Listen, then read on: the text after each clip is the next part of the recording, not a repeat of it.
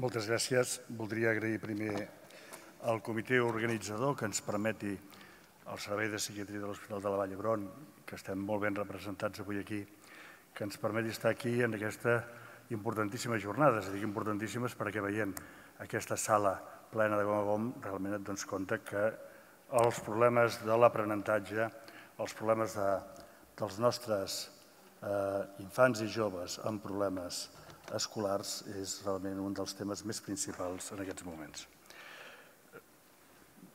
Bé, saldrán en castellano las diapositivas. Traduzco esta: diferencias en el aprendizaje, una larga historia de héroes y villanos. Bueno, es un título un poquito provocador, pero realmente sí que, como veremos después, los individuos, los niños, los adolescentes, los adultos que sufren ese tipo de trastornos, pues algunos se convierten en héroes, otros se convierten, pobrecitos, en villanos. Y no es por culpa suya, sino, como decía ya la doctora Ana Sanz, porque hay una serie de disregulaciones a nivel del sistema nervioso central que hacen que no puedan evitar, si no les ayudamos con un diagnóstico apropiado, con un tratamiento apropiado, no pueden evitar un determinismo en su vida que va a ser realmente a veces cruel. Bien, la doctora Ana Sanz ha contextualizado perfectamente de lo que vamos a hablar.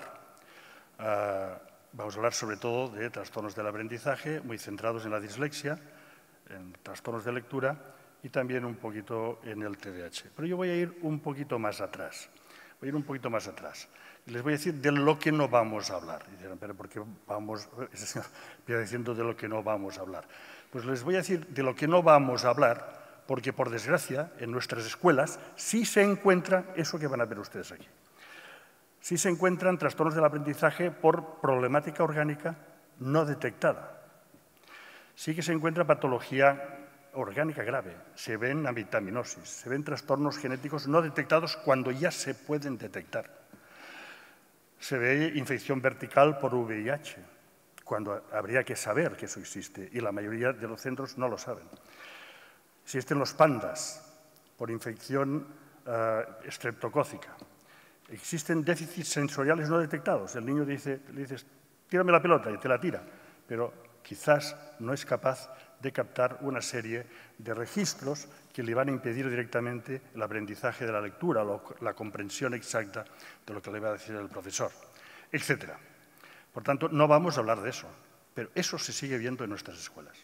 Estamos en Sant Cugat y ustedes igual me dicen, aquí no, cierto, es una población privilegiada. En otras escuelas sí se ve estas cosas y, por lo tanto, tenemos que tener muy presente, y sobre todo los maestros, los educadores que están aquí, que no siempre todo hay que pasarlo al área psicológica, sino que, de entrada, siempre, antes de entrar en la psicología y la psiquiatría, hay que, como mínimo, contemplar la posibilidad de una patología orgánica que nos explique mejor que la psicopatología o que el trastorno del aprendizaje o que el ambiente o que la problemática familiar, que nos explique mejor lo que le pasa a este niño.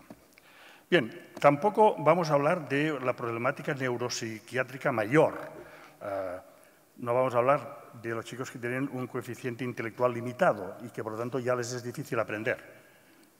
Ustedes dirán, por supuesto. Por supuesto no.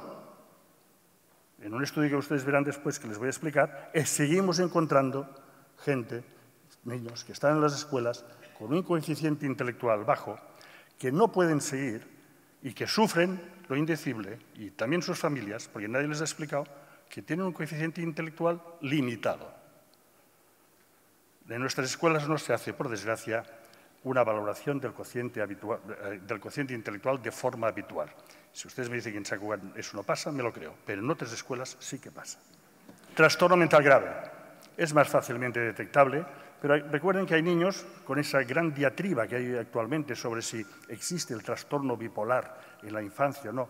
Bueno, hay trastornos mentales graves que pueden pasar desapercibidos, todo el espectro autista, como se llama hoy en día, trastornos desintegrativos infantiles, los síndromes de Asperger, etcétera, etcétera, etcétera. Tenemos que tener presente, pues, antes de entrar en lo que vamos a entrar ahora, que hay una serie de trastornos que explican mejor una falta de aprendizaje que los aspectos psicológicos, familiares o sociales. Bien, vamos de todas formas a lo que nos interesa, y eso ya lo ha puntualizado la doctora Anna Sanz, ¿no? Vamos a hablar del trastorno de aprendizaje en el niño con un coeficiente intelectual dentro de la normalidad, pero que cursa con bajo rendimiento escolar, que puede cursar con fracaso escolar. Pero las familias, amor de madre, amor de padre, pero también los maestros dicen, es que es un niño listo, ¿verdad? Es un niño listo, es un niño despierto, pero que no tira. Son niños muchas veces con una excesiva impulsividad, otras veces tienen una gran variabilidad emocional que hace que se muevan los diagnósticos, y hoy en día con la nueva entrada del DSM-5, que es una gran clasificación psiquiátrica nueva, pues que introduce toda una serie de variables, algunas veces difíciles de controlar, pero bueno, gran variabilidad afectiva emocional muchas veces, con frecuentes trastornos de conducta y que acostumbran a terminar, si no se les pone remedio, en fracaso escolar. Recuerden ustedes que el fracaso escolar en España, y un poquito más en Cataluña, es de escándalo. Que eso es debido a la disfunción familiar. Los padres son culpables, no tenemos suficiente apego con los niños y por lo tanto, pues, nada, que no les educamos bien. O una falta de valores sociales, una falta de valores sociales. O bien que las escuelas son de mala calidad y nuestros maestros no están bien preparados, son mucho mejores los finlandeses. O que hay excesiva inmigración. Te ha tocado una escuela con mucha inmigración y es la inmigración lo que dificulta. O bien que los niños tienen hábitos no saludables, como la televisión, como demasiado apegadas a las tablets o a los teléfonos, etcétera, etcétera. Y podríamos estar así argumentando cantidad de cosas. Miren ustedes, eso naturalmente que tiene una repercusión, pero eso no justifica de ninguna forma que un niño con un coeficiente intelectual normal tenga bajo rendimiento escolar, tenga fracaso escolar. El cerebro humano está programado para que, a pesar de las adversidades, podamos seguir adelante. Por tanto, no es de recibo hoy en día argumentar que es la familia o los maestros los culpables del fracaso escolar. De que es la sociedad malsana o que nuestras escuelas no tienen suficiente dotación económica para el fracaso escolar. No es así. Y hay que decirlo.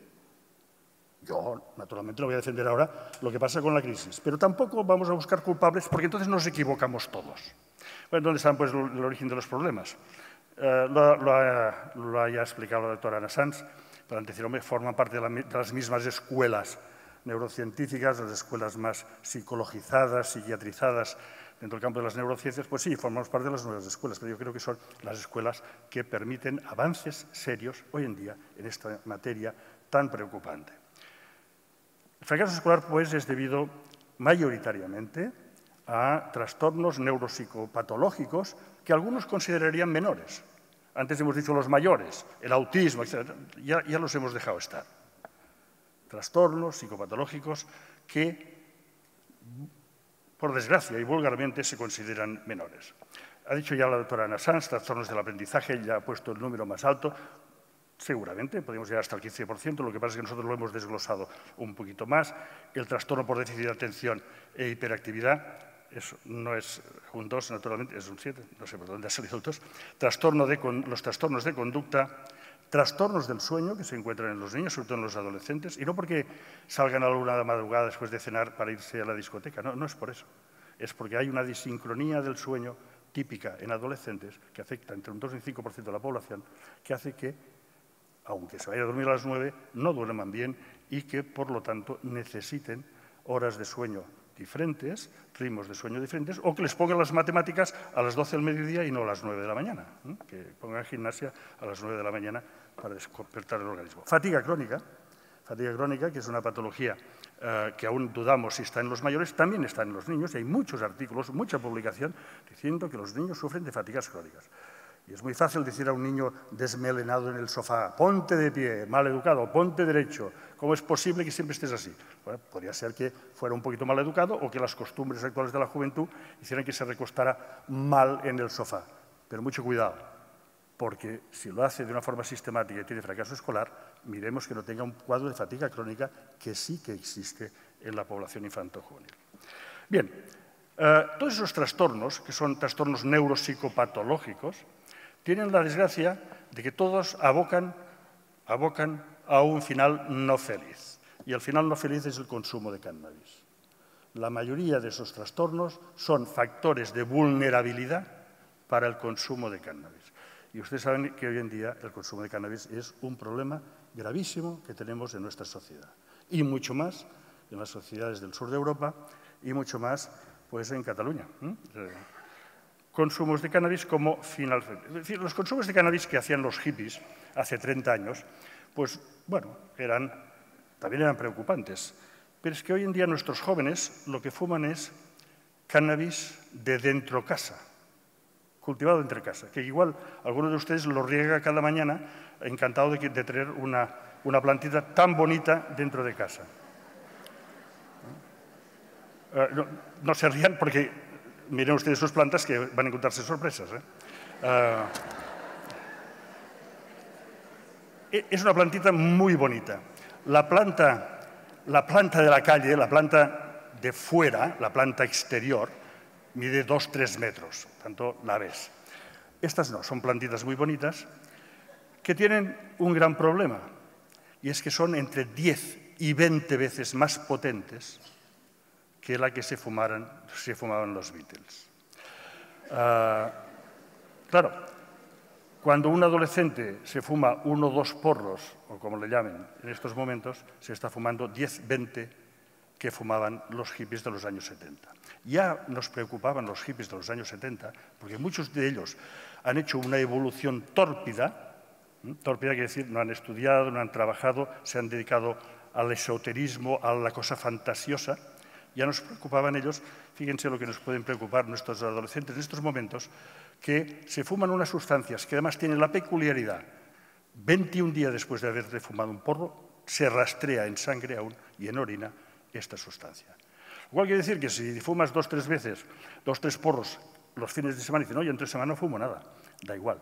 Empiezas en septiembre, que te han controlado los papás sin limpio, pero llegas a junio, ahora, tiempo de exámenes, y solo si has fumado los fines de semana, estás intoxicado porque has ido acumulando el cannabis que te has fumado, sobre todo si es cannabis indoor. Eso, naturalmente, todos esos trastornos generan un gran coste social. Los trastornos por TDAH y los trastornos del aprendizaje son el grupo de trastornos que gravan más la economía del país. Y fíjense ustedes, y pongo eso porque estamos hablando y estamos aquí para intentar solucionar el problema de un 28-30% de la población estudiantil. Eso quiere decir que entre el 25 y el 30% de nuestros alumnos o no tendrán la escolaridad básica y no tendrán un título con el cual no podrán hacer nada, o se lo habrán regalado y tampoco podrán hacer nada porque van a fracasar en la vida. Una sociedad que tiene el 30% de su juventud con problemas de ese tipo es una sociedad no quebrada por las pensiones, que no sé si lo estaremos o no, pero es que no hay ninguna sociedad que pueda aguantar un 30% de la población que no haga nada. Y eso es lo que pasará dentro de 30, 40 años. Bien, el trastorno por déficit de atención en la edad infantil se diagnostica bien si piensas en él y crees que existe. El problema empieza cuando pasas a la adolescencia. El adolescente acostumbra a dejar de ir al psiquiatra infantil, porque dice que no le gusta ir con el médico de niños, y acostumbra a pasar unos años en que si ha tomado medicación la deja, si no ha ido nunca ya no va, y nos lo encontramos con sucesivos diagnósticos que olvidan el trastorno por déficit de atención e hiperactividad. Porque la psiquiatría de adultos ni cree ni deja creer, pero no lo contemplaba. Era una entidad nosológica, un diagnóstico que no era contemplado por la psiquiatría de adultos. Poquito a poco va entrando. ¿Pero eso qué hace? Que entre que deja al médico de niños, psiquiatra infantil, el psicólogo infantil, y pasa al psiquiatra de adultos que no contempla ese diagnóstico, se pierde el diagnóstico y lo encontramos con otros diagnósticos. Diagnóstico de trastorno límite de personalidad, trastorno antisocial de la personalidad, psicópata, puro y duro, drogodependiente, etcétera, etcétera. Que complica mucho el diagnóstico, entre otras cosas, porque así como el trastorno por déficit de atención e hiperactividad, bien diagnosticado, tiene magníficas soluciones de todo tipo, no solamente farmacológico, la gente se empeña en decir que solo damos medicación, y no es cierto, farmacológico, psicoterapéutico, con trabajo con los padres, aquí sí que tiene importancia el trabajo con los padres, sí que tiene importancia el trabajo con los maestros y social, no que ellos creen el problema, sino que para ayudar a resolver el problema trabajamos con todas esas estructuras y dinámicas familiares de la escuela, pero como no hay el diagnóstico y ponemos unos diagnósticos que ya tienen muchas veces unas repercusiones legales importantes, como trastorno límite de personalidad o trastorno social, que muchas veces ya conlleva delincuencia y, por lo tanto, problemas judiciales, nos encontramos que individuos que tendrían que haber sido diagnosticados y tratados no lo van a ser porque las medicaciones que tenemos que dar para el trastorno por déficit de atención, si las aplicas a otros diagnósticos, resulta que puedes tener problemas. Problemas con el juez, que te puede preguntar, ¿y usted por qué utiliza esas medicaciones en diagnósticos que no tienen la indicación? Por eso es importantísimo un diagnóstico a nivel preescolar o escolar, y lo más rápidamente posible. ¿Qué repercusiones tiene un TDAH, un trastorno por déficit de atención, asociado, ya lo hemos visto, a trastornos del aprendizaje, a problemas de impulsividad, a trastornos de conducta y, finalmente, a consumo de cannabis o consumo de otras drogas? ¿Qué problemas tiene? Pues bueno, en nuestro país, sabe mal que tenemos compañeros extranjeros, colegas extranjeros, que pensarán estamos tirándonos piedras, pero es lo que hay. Somos el país que menos diagnostica de Europa trastorno por déficit de atención e hiperactividad. Ustedes habrán oído, es que sobrediagnostican. Pues miren, no, somos el país que menos diagnosticamos. Somos el país que menos tratamos. Bueno, si todo el mundo... No es verdad. Y miren, no es verdad y lo sabemos por las recetas. Las recetas llevan unos códigos de barras. Por lo tanto, por mucho que la gente diga que recetamos mucho, las recetas nos dicen que no llegamos al 1% de recetas, cuando Finlandia tiene 5%, 500% más. Y nos están diciendo que recetamos demasiado. Somos el país que menos diagnosticamos, el país que menos recetamos. Ahora, eso sí, el país que más consumimos cannabis de Europa, el país que más consumimos cocaína de Europa, y no lo digo yo, lo dice el Plan Nacional sobre Drogas, y uno de los países que tenemos más fracaso escolar. Mire, si no ligamos todo eso, y hay gente que sigue diciendo que no, que es un problema de maestros y de padres y de falta de valores, si no ligamos todo eso, seguiremos como hasta ahora, mal. Mal. No avanzamos en el fracaso escolar, como no avanzamos en otros grandes problemas en que se mezclan las cosas. Pero no solamente es el fracaso escolar. Miren, es que también los que tienen más accidentes de tráfico, los que tienen más problemas con el carnet de conducir, la gente que está en la cárcel, y hay unos 1.500 personas, entre 1.500 y 2.000 personas en la cárcel en Cataluña por problemas de conducción, no porque sean malas personas, en todo caso, igual son malas personas, pero han tenido problemas de conducción, donde nos dicen que más del 40% en Estados Unidos y entre el 35 y el 40% en Europa de gente que está en la cárcel reúne criterios para ser diagnosticado por trastorno por déficit de atención. Eso es literatura científica. No es que un señor se haya sentado un día delante del mar a escribir un libro y diga que yo pienso qué o yo creo qué. Aquí nadie cree nada. Esos son números. Las cifras son realmente espectaculares. Teniendo en cuenta lo que nos cuestan las cárceles, saber que un tercio como mínimo de la gente que está en la cárcel podía haberla evitado si se hubiera diagnosticado y tratado a tiempo, es absolutamente, aparte de impresionante, dramático para el que le ha tocado. En España tenemos un estudio de Sant Joan de Déu con el 28%. Seguramente en estos momentos, si se hiciera, hace 5 o 6 años que se hizo, con los nuevos criterios, estaríamos a nivel europeo. No veo por qué tenemos que tener más cosas que los demás y aquí ser menos que los demás. En todo caso, fíjense ustedes que un tercio de la gente que está en la cárcel reúne criterios diagnósticos para TDAH, con lo cual, en los países civilizados, se está empezando a tratar a esos individuos, con lo cual disminuye el consumo de drogas dentro de la cárcel, los funcionarios de prisiones están mucho más contentos y las posibilidades de rehabilitación de esos individuos es mucho mayor. Bien, si tan desastroso es el TDAH, yo les voy a pasar ahora una serie de diapositivas. Edison, Churchill, John Lennon, Bill Gates, podríamos poner muchas. Ese es un psiquiatra español muy famoso que ha estado durante muchos años llevando todo lo que era la psiquiatría de Nueva York, y es una de las personas que intervino directamente cuando hubo el gran drama de las Torres Gemelas. El doctor Luis Rojas Marcos, andaluz, que además tiene a bien explicar él, y ustedes lo habrán oído alguna vez, que él es un TDAH y te explique su biografía. ¿Cómo es que decimos que hay fracaso escolar, que van a tener accidentes de tráfico y que van a terminar en la cárcel cuando todos los que he pasado son gente muy brillante y todos han tenido problemas escolares? Casi ni Rojas Marcos sí, pero él te explica que consiguió el título universitario casi por carambola, lo dice él. ¿Y todos los demás no han terminado estudios universitarios? Entonces, ¿es destructivo o no es destructivo? Y de ahí viene el subtítulo que ponía yo en mi presentación. ¿Héroes o villanos? Es decir, ¿van todos a la cárcel? ¿Todos tienen problemas de todo tipo? ¿O pueden ser héroes? Bien, y voy empezando a terminar, en estos momentos nos estamos planteando que el TDAH no es exactamente una enfermedad, como se pensaba hace 20 años, ni quizás un trastorno, como lo llamamos. Le llamamos trastorno por déficit, por trastorno, sino que estamos pensando que es una disfunción. ¿Qué quiere decir que es una disfunción?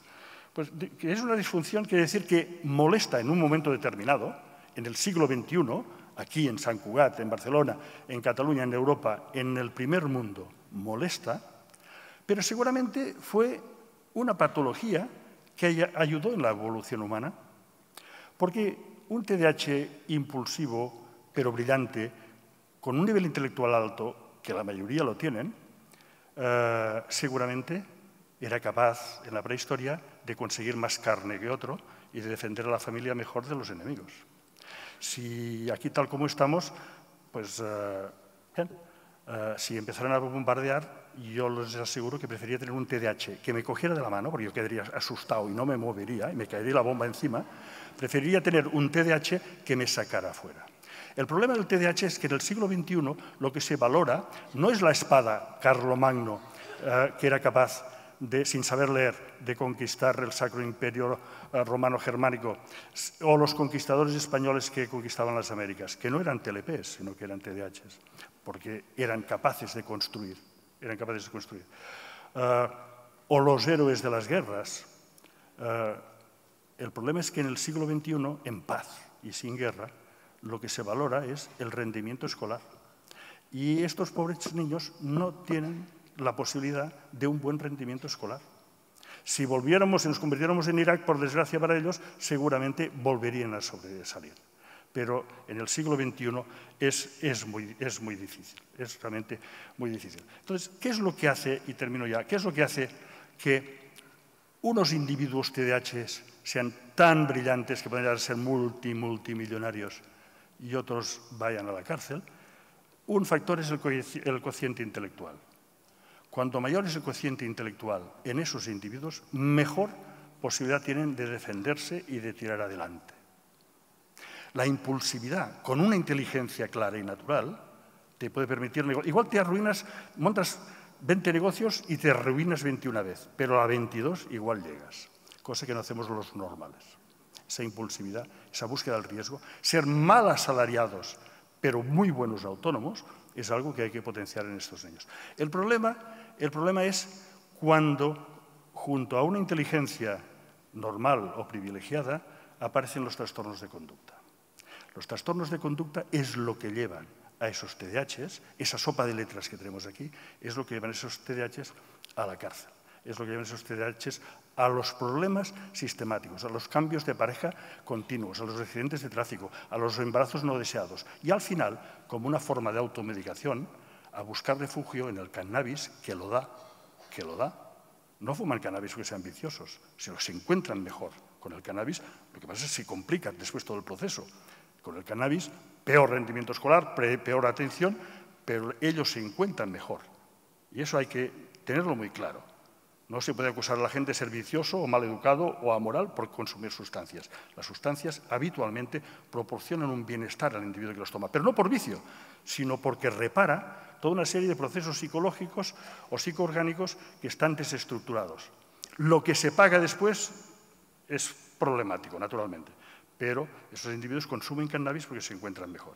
Y ahora, en 2 segundos, decirles lo que hemos encontrado en un estudio que hemos hecho, que estamos haciendo, con el Departamento de Ensenyament, estava aquí la senyora Alpolespot, que no sé si està ara, el Departament de Salut, financiada por la obra social La Caixa, en que en una de las áreas con problemas de Cataluña, La Noia, y en un pueblo llamado Capelladas, distribuyéndolo después por diferentes áreas de Cataluña, hemos estudiado prácticamente 5.000 niños y hemos hecho los siguientes hallazgos, que yo creo que son importantes en el momento de pensar en los problemas de aprendizaje y el TDAH que nos va a llevar al fracaso escolar.